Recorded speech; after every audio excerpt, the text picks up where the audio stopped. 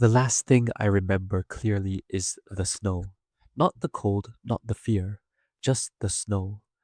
The way it fell without sound, the way it swallowed everything around me until there was no forest, no path, no sky, just white, in every direction, pressing in. And then, at the edge of where the light gave out, something standing perfectly still in all of it. She was looking directly at me. My name does not matter. What matters is that I was once a woodcutter, and that I had taken the mountain pass too late in the season, and that the storm came down faster than anyone said it would. It is the Kiso Mountains in the province of Shinano, in a winter that sits somewhere in the deep past of Japan, before the cities grew tall, before the roads were paved, when the mountains were simply the mountains, and the things that lived in them were not questioned. You know this landscape if you have ever been somewhere the world forgets about you. The pines grow so close together, their canopies seal above your head like a roof. The only sounds are wind and the occasional crack of a branch under the weight of ice. Your breath comes out in clouds that immediately disappear. The cold is not something you feel on your skin, it is something that enters you slowly, like water into wood. I had my axe across my back and my pack across my shoulders, and I was moving fast because fast was the only warmth available to me. The path should have taken 2 hours. I had been walking for 4. The path I knew had gone somewhere beneath the snow, and the path I was following now was something I was inventing with each step. I was not afraid yet. That comes later. The ferryman's hut appeared through the trees, the way good things appear when you are desperate, suddenly and completely, as if it had always been there waiting. It was small, barely 4 walls and a roof, the kind of structure built for exactly this purpose, a place for travelers to survive the night when the mountain decides it isn't finished with them yet. The old ferryman was already there, already asleep on his mat near the fire. I set my axe against the wall, laid down my pack, and listened to the storm built outside the thin wooden walls. I did not expect to sleep, but I did. It's cold, not the ordinary cold of a fire burning down through the night.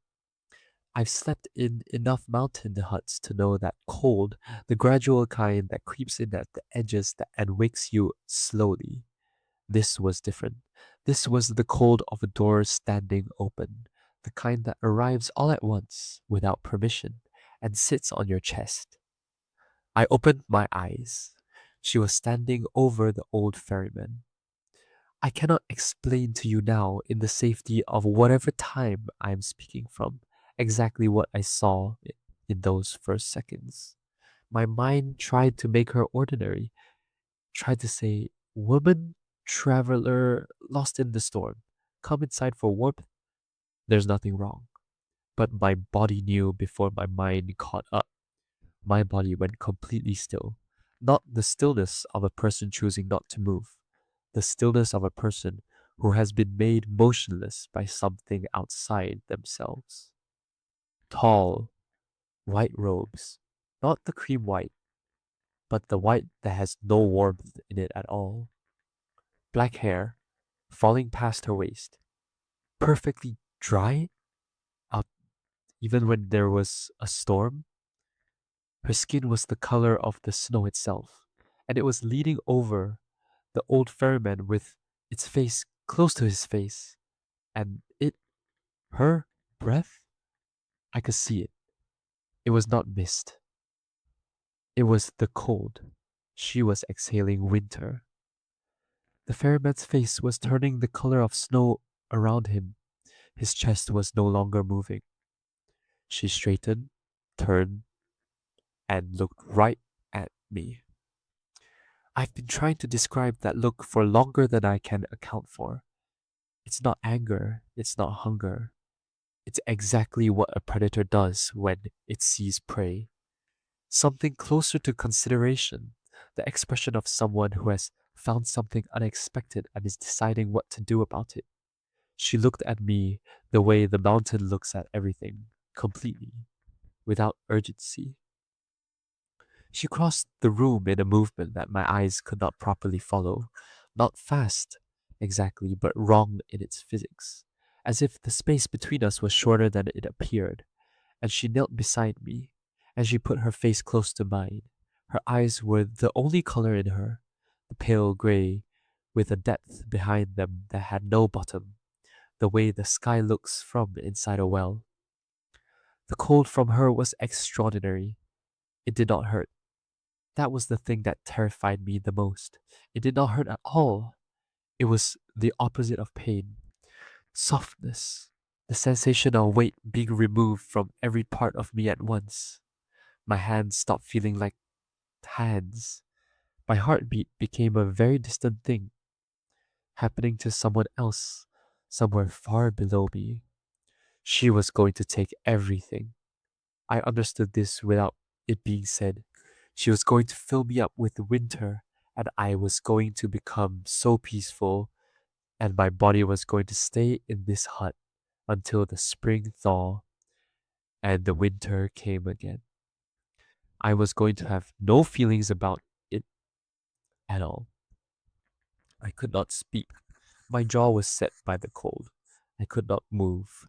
My body had already begun its surrender, the way water begins to freeze from the edges inward, and I was the water.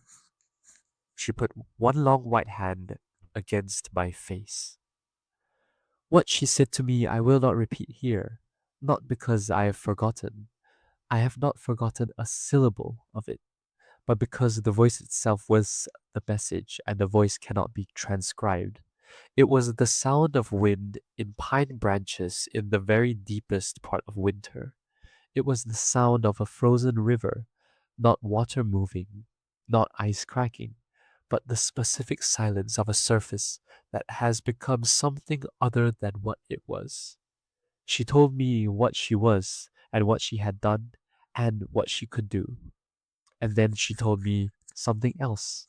She told me that she would not. Not tonight. Not this time. She was going to leave me here with life still inside me, and the cold was going to pull back, and my heartbeat will return. And in the morning, I was going to walk down the mountain, and I was going to say nothing, absolutely nothing, about this to anyone.